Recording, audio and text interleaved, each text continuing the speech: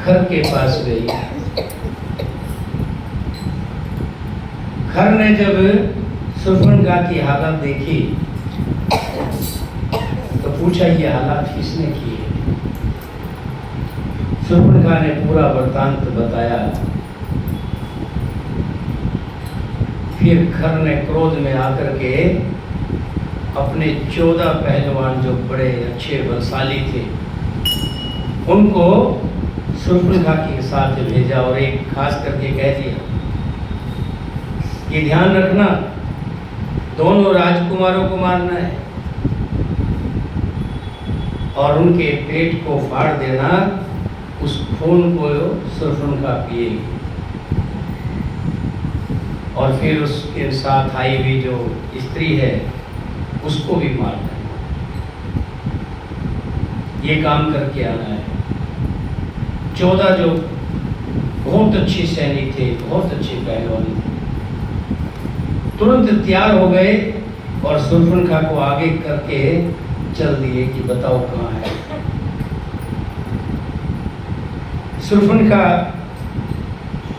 उन 14 के 14 पहलवानों को लेकर के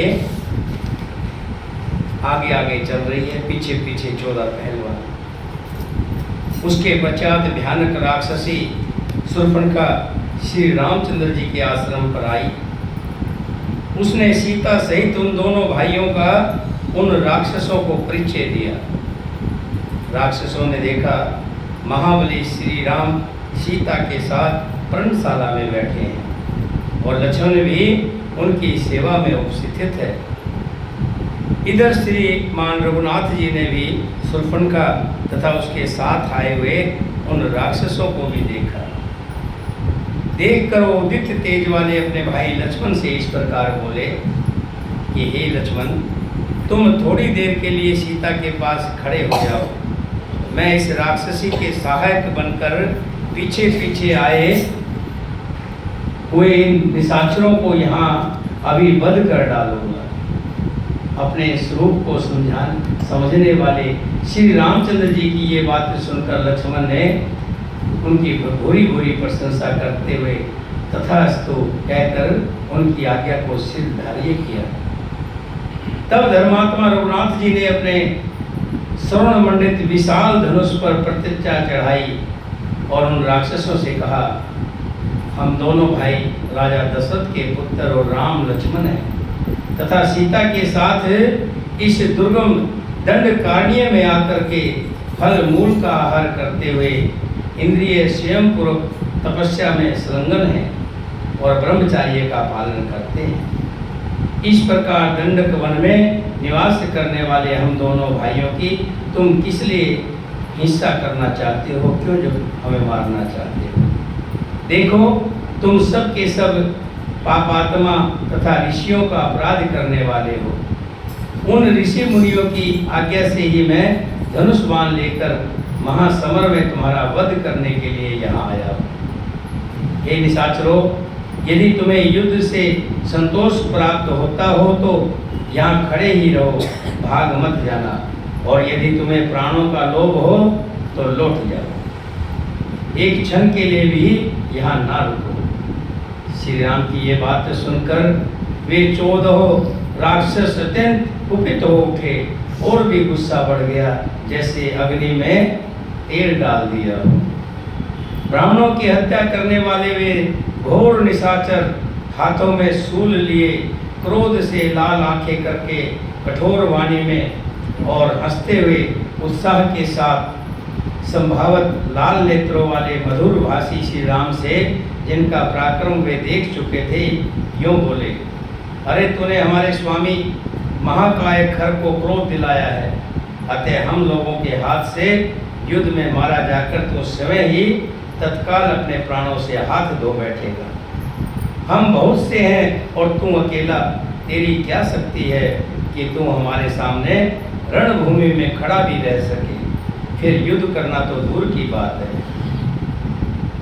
हमारी भुजाओं द्वारा छोड़े गए इन परिधों, शूलों और प्रदर्शों की मार खाकर तो अपने हाथ में दबाए हुए इस धनुष को बल पराक्रम के अभिमान को तथा अपने प्राणों को भी एक साथ त्याग देगा। ऐसा कहकर क्रोध में भरे हुए वे 14 राक्षस तरह तरह के आयुध और तलवारें लिए श्री राम जी पर टूट पड़े। उन राक्षसों ने दुर्जय वीर श्री राघवेंद्र पर वे शूल चलाए, परंतु रघुकुल भूषण श्री रामचंद्र जी ने उन समेत समस्त 14 शूलों को उतने ही स्वर्णभूषित बाणों द्वारा काट डाला। तत्पश्चात महातेजस्वी रघुनाथ जी ने अत्यंत कुपित हो शान पर चढ़ाकर तेज किए हुए सूर्य तुल्य तेजस्वी 14 नाराज हाथ में लिए, फिर धनुष लेकर उस पर बाणों की को रखा और कान तक खींचकर राक्षसों का लक्ष्य करके छोड़ दिया, मानो इंद्र ने वज्रों का प्रहार किया हो। वे बाण बड़े वेग से उन राक्षसों की छाती छेद कर खून से डूबे हुए निकले और बांबी से बाहर आए हुए सर्पों की भांति तत्काल पृथ्वी पर गिर पड़े। उन नाराजों से के हृदय से विदीर्ण हो जाने के कारण वे राक्षस जड़ से कटे हुए वृक्ष की भांति धाराशायी हो गए। वे सब के सब खून से नहा गए, उनके शरीर विकृत हो गए। उन सबको पृथ्वी पर पड़ा देख वो राक्षसी क्रोध से मूर्छित हो गई और खर के पास जाकर पुण्य अत्र भाव से गिर पड़ी। उसके कटे हुए कानों और नाकों का खून सूख गया था, इसलिए गोद युक्त लता के समान प्रतीत होती थी। भाई के निकट शोक से पीड़ित हुई शूर्पणखा बड़े जोर से आर्तनाद करके फूट फूट कर रोने लगी और आंसू बहाने लगी। उस समय उसके मुख से कांति फीकी पड़ गई थी। रणभूमि में उन राक्षसों को मारा गया देख खर की बहन शूर्पणखा पुण्य वहाँ से भागी हुई आई थी। उसने उन समस्त राक्षसों के वध का सारा समाचार खर से कह करके सुनाया। बोलिए सियापति रामचंद्र भगवान की, सीता माता की, भरत शत्रुघ्न की, वीर लक्ष्मण की, वीर हनुमान की, अपने अपने माता पिता की, अपने अपने गुरुदेव की। शायद हम हनुमान चालीसा के बाद ध्यान में नहीं बैठ पाएंगे, इसलिए कुछ पल के लिए, ज़्यादा देर के लिए 2 मिनट के लिए जो नित्य कर्म है, कहते हैं नित्य कर्म नहीं छोड़ना चाहिए। जो व्यक्ति नित्य कर्म करता है उसको करते रहना चाहिए। नित्य कर्म को करेंगे, दोनों हाथों को सीधा कर लें, तीनों उंगलियों को बिल्कुल सीधा करें, अंगूठा और उंगली साथ में मिलाकर रखें। इसको कहते हैं ध्यान मुद्रा। ध्यान मुद्रा में आ जाएं और ध्यान मुद्रा में बैठ करके रामायण के अग्रभाग को देखें। रामायण के अग्रभाग को देखते हुए एक ध्यान केंद्र बिंदु बना लें। एक टक लगा करके इधर देखते रहें। रामायण के अग्रभाग किसी भी हिस्से को बना लीजिए, सबसे अच्छा रहेगा अग्रभाग को, रामायण के अग्रभाग को बनाएं और इसको देखते रहें खुली आंखों से, ध्यान से। धीरे धीरे जैसे हमारा बिंदु जो सुंदर प्रकाश हमारे मस्तिष्क में होता था वो भी यहाँ आपको दिखाई देने लग जाएगा, क्योंकि वो प्रकाश हमेशा आपके साथ रहता है। खुली आंखों से देखते रहें और कहीं ना देखें। ध्यान आपका एक ही जगह हो, एक ही लक्ष्य, एक ही बिंदु, उसी पर ध्यान टिकाए रखें। धीरे धीरे देखते रहिए शांत भाव से।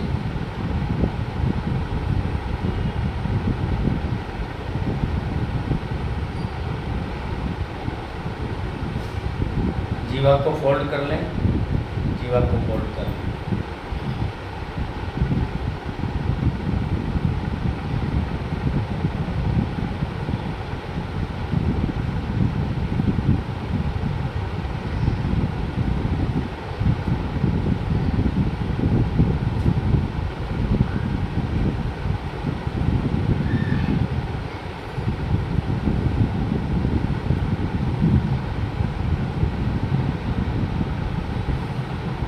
अपने आप को आत्मा,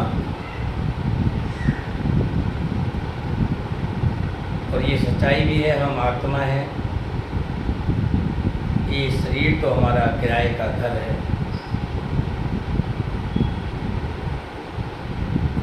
कुछ पल, कुछ दिन, कुछ वर्ष हम इस शरीर में रहेंगे, फिर एक दिन इस शरीर को छोड़कर अपने कर्मों के अनुसार दूसरा शरीर धारण करेंगे। इसलिए शरीर हमारा नहीं है।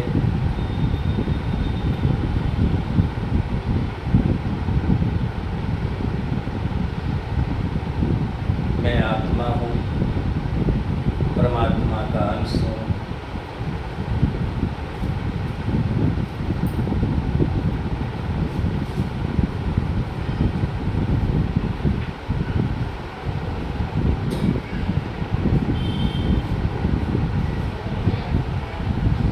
परमात्मा की बड़ी रहमत से इस आत्मा को ये भाग्यशाली शरीर मिला है।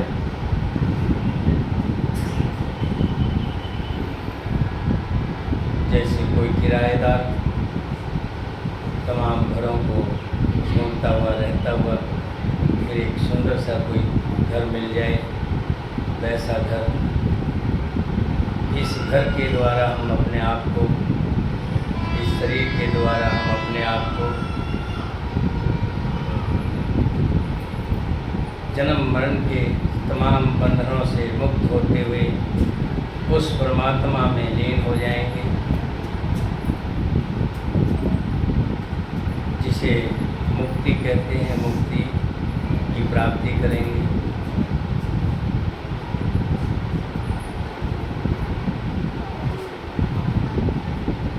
फिर ये आत्मा दोबारा कभी जन्म मरण के कष्टों को नहीं सहेगी, अपने परमात्मा के साथ विलीन हो जाएगी। मैं आत्मा हूँ, परमात्मा का एक अंश हूँ। मैं सत्य कर्मों द्वारा, सत्य वाणी द्वारा, सत्य विचारों द्वारा अपने कर्मों को सत्य करता हुआ करती हुई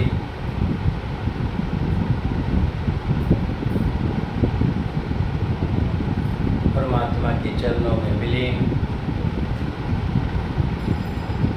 देखिए, संसार से जाना तो सभी को है, अमर कोई नहीं है, लेकिन कर्म उसके साथ बंध जाते हैं। कर्मों का बंधन लेकर के यहाँ से जाता है। अच्छे कर्म हैं, नेक कर्म हैं। नेक कर्मों के द्वारा हम परमात्मा के प्यारे हो जाते हैं, परमात्मा के प्यारे बंदे हो जाते हैं। और बुरे कर्मों के द्वारा हम रो नरक के अंदर पड़ते हैं, भयानक कष्ट भोगते हैं और फिर अनेकों योनियों में आकर घोर कष्ट झेलते हैं। इसलिए सभी ने कहा है कि ये जीवन बड़ा अनमोल है, जीवन बड़ा अनमोल, इसे मिट्टी में मत घोल। सत्य कर्मों द्वारा सभी का भला और सभी का उद्धार करते हुए अपने समय को, निर्धारित समय को पूरा करना है। प्रभु के चरणों में लग करके जो आपने रास्ता अपनाया है, प्रभु के चरणों का रास्ता, कीर्तन भजन और कथा, फिर ध्यान का रास्ता, यही एक वो रास्ता है जो आत्मा को परमात्मा में मिलाता है।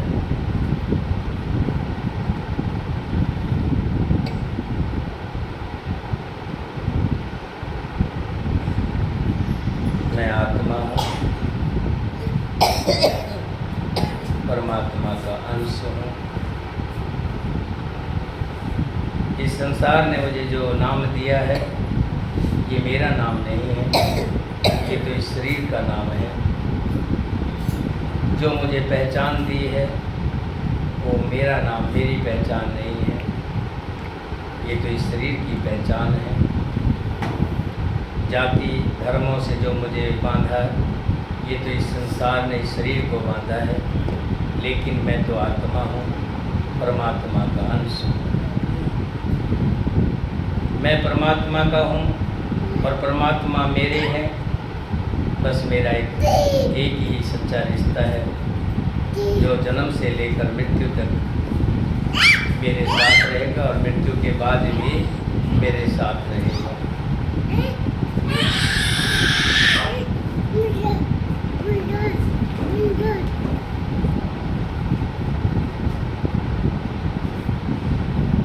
सुंदर प्रकाश के दर्शन, इस प्रकाश में अपनी आत्मा को स्नान कराएं। कुछ मैल हमारे कर्मों द्वारा इस आत्मा पर लग गया हो तो प्रभु से प्रार्थना करें कि प्रभु मैं मूर्ख खलखामी कृपा करो भरता। हे प्रभु मैं तो मूर्ख हूँ, नादान हूँ, अज्ञानी था, अब तक भटक रहा था। प्रभु मेरे से कुछ गुनाह हुए हैं तो आप उन्हें माफ़ करें। आपने मुझे सद्मार्ग दिया है।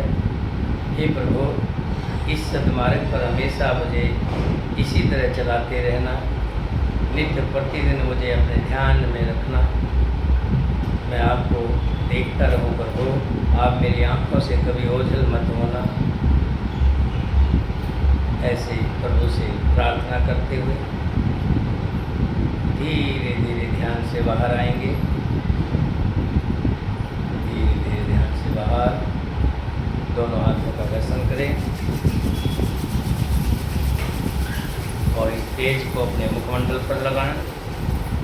प्रभु का फिर एक बार धन्यवाद करें। प्रभु आपका बहुत बहुत धन्यवाद है कि आपने मुझे सद्मार्ग पर पहुंचाया है, सद्मार्ग पर लेकर आप आए हैं। ये आपकी ही कृपा है। बोलिए सियापति रामचंद्र भगवान की।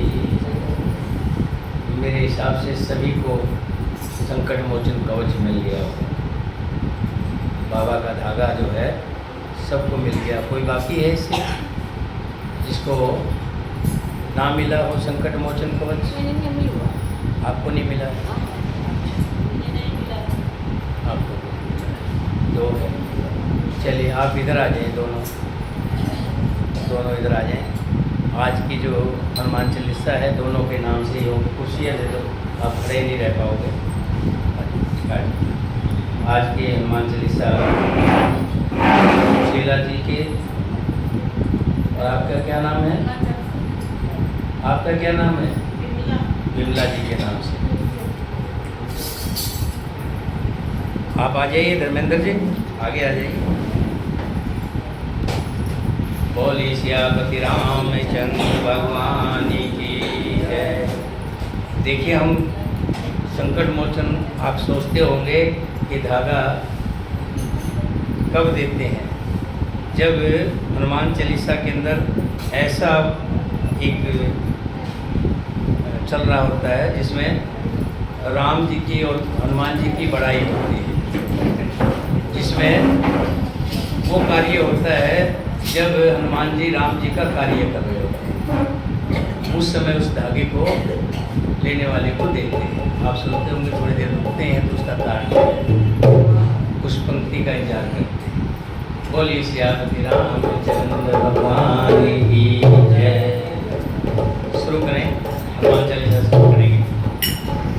श्री गुरु चरण सरोज रज, निज मन मुकुर सुधारि, शरणं रघुबर विमल जसु, जो दायक फलचारि। भूदेन तनु जानिके, तुम रहो भवन कुमार।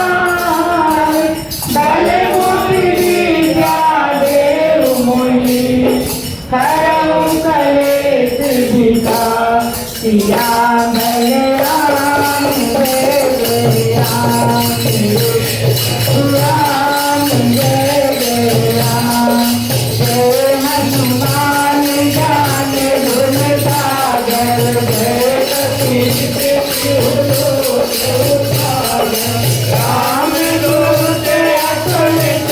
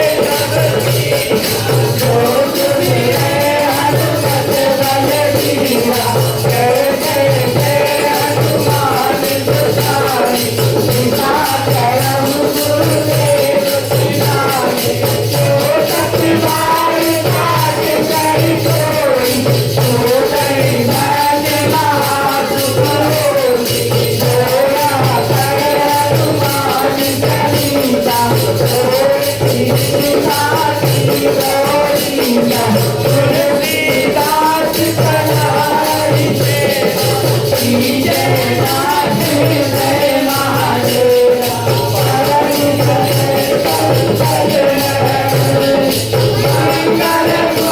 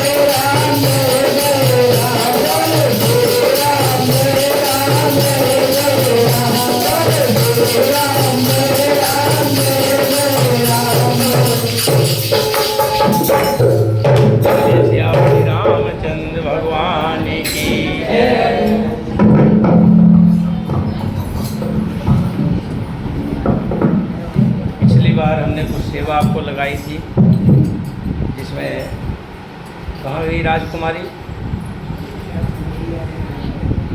राजकुमारी नहीं आई है, जैसे कोई बात नहीं, वो है चौरसिया जी है।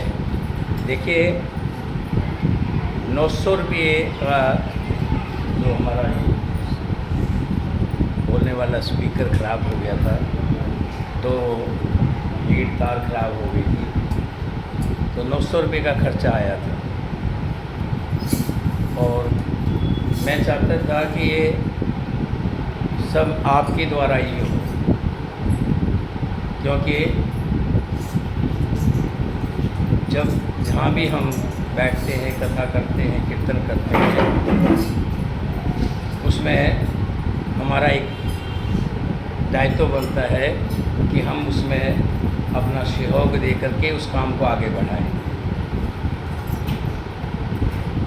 तो उसके लिए मेरा ख्याल कितना 240 रुपये आ गए थे, हाँ 190 रुपये आ गया था मुझे पास, और 50 रुपये उन्होंने कहा था कि मैं अपने पास से दे दी। 240 रुपये आ चुका है।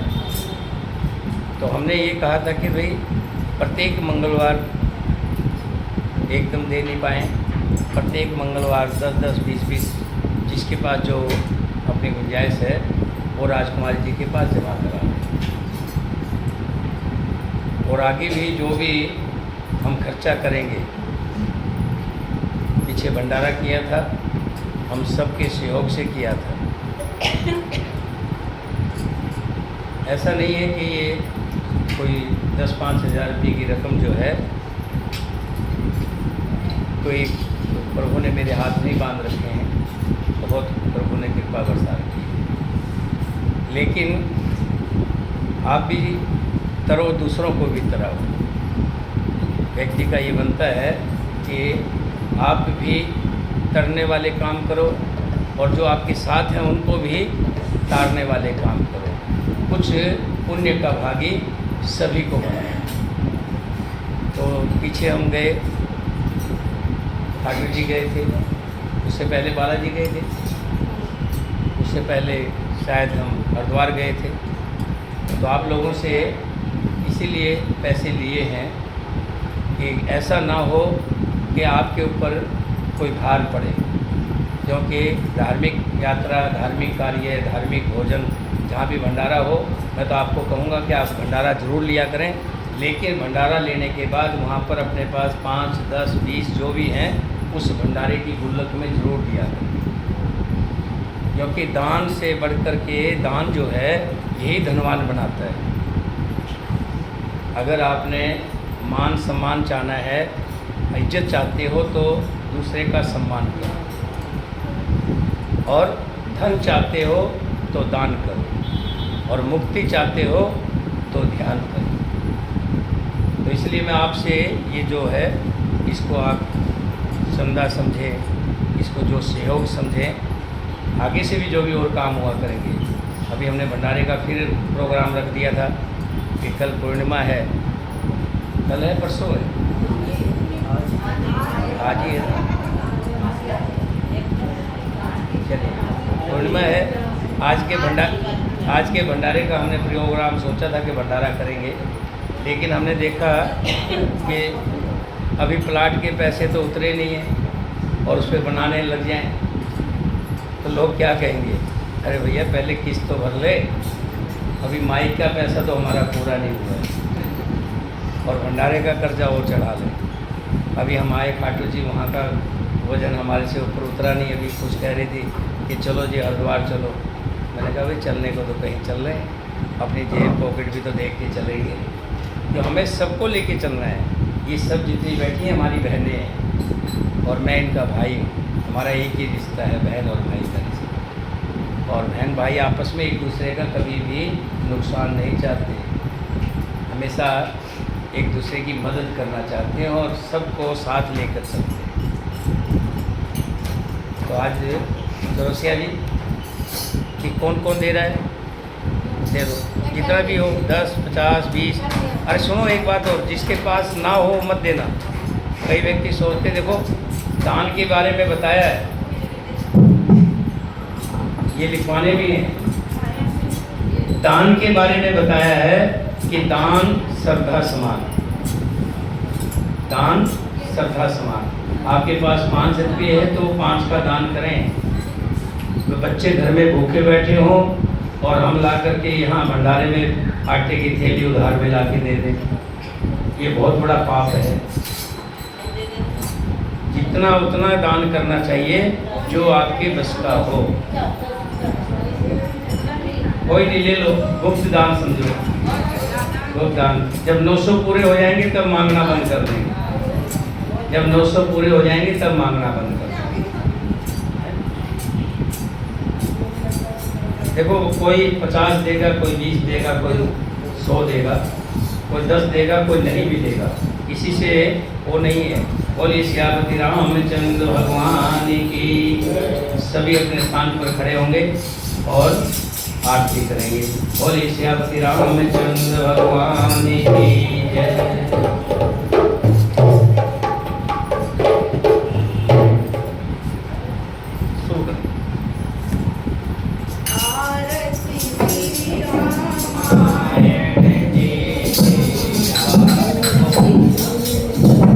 आरती की जय हनुमान लला की, दूत गगन रघुनाथ जला की, जाते बन से गिरहर कापे, भूत दोष जपे निकट न जापे, संगन दोष महाबलदाई, संगन से प्रभु सदा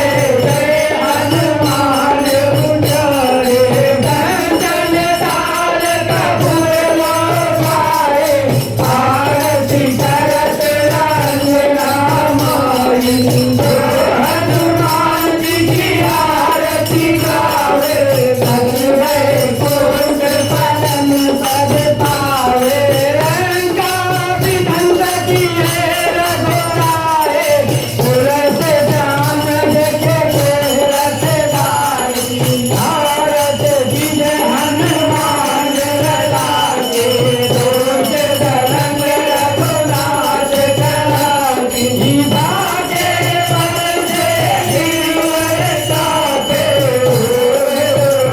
लगे निकट न जाने अंजन घोष महाबलधारी धन के प्रभु सदा सहाय श्री राम रघुनाथ पधारे लंका दार दिया सुराय संकट कोट सहोद सुधारी दात पवन सुत वार नरारी लंका दारी असुर संहारे सिया राम जी के काज सवारे लक्ष्मण मूर्ति परे सजाए आन सजीवन काल बहारे कहे दीवातान सोई नमस्कारे हरे रावण के मुद्रा उतारे सारे भुलाय सुर बल मारे दहिने भुला दंड धन तारे आरती उतारे जय जय जय हनुमान उतारे रंजन पाल प्रभु अवतारी भारत जगत नंदना मारी जो हनुमान जी की आरती गावे नंदन कुंज परम पद पावे लंका विध्वंस किए रघुराई तुरंत जान लगे मन आई आरती की जय हनुमान ललाई दोष दलन रघुनाथ कला की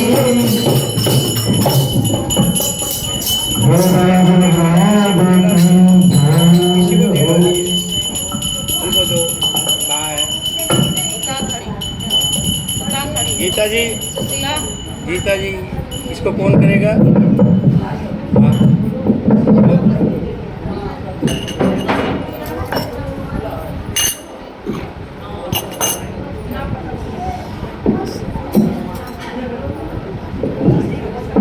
बोलो रामचंद्र भगवान की सीता मैया की भरत शत्रुघ्न की अपने अपने माता वीर लक्ष्मण की अपने अपने गुरुदेव की अपने अपने सनातन सनातन धर्म की अपने माता पिता की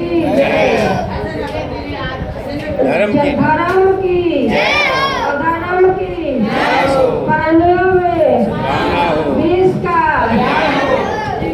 जयकारा वीर बजरंग हर हर महादेव। हे मेरे राम जी हे मेरे भगवान जी मन से मन से वचन से वचन से कर्म से वाणी वाणी से किसी का बुरा मत करवाना किसी का बुरा मत करवाना, अच्छे कार्यक्रम करवाना अच्छे कार्य करवाना, अच्छे विचार देना अच्छे विचार देना, बुराइयों से दूर रखना बुराइयों से दूर बुरे रखना, कामों से दूर रखना बुरे कामों से दूर रखना। हे मेरे प्रभु हे मेरे प्रभु अपने प्रभु जी कृपा करो कृपा करना कृपा करना कृपा करना। बोल साचे दरबार की जय हो हर हर महादेव की जय हो। श्याम आप जल का अच्छा आप करो करो करो आपको करना करो ना करो करो जिसका काम हो करो